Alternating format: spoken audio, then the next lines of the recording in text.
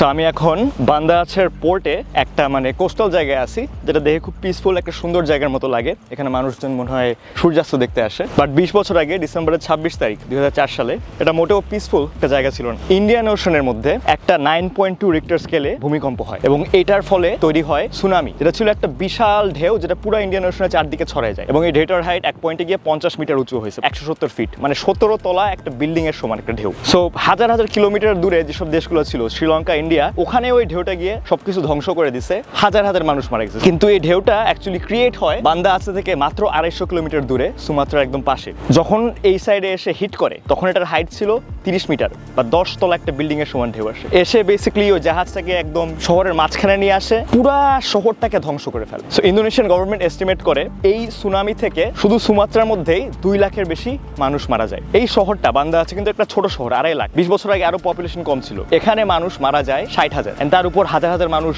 Injured হয়। And এটা মানুষের কোনো আইডিয়াও ছিল না যে এরকম একটা জিনিস আসতে পারে। শুধুমাত্র এখানে মানুষকে মারেনি, যারা অ্যাকচুয়ালি বেঁচে গেছে তাদেরও অনেক হাই কেস আছে বিভিন্ন মেন্টাল ডিসঅর্ডারে, এই ট্রমা থেকে হয়েছিল সেটার জন্য। ইংরেজিতে একটা সেইং আছে যে প্রত্যেক ক্লাউডের একটা সিলভার লাইনিং আছে, সবকিছুর একটা পজিটিভ সাইড থাকে। সো আপনারা বলতে পারেন হয়তোবা যে এই ভয়ানক ডিজাস্টারেরও একটা হইলেও অ্যাটলিস্ট একটা পজিটিভ সাইড ইফেক্ট পড়ে হয়েছে। নেক্সট স্পটে কি এটা বলি।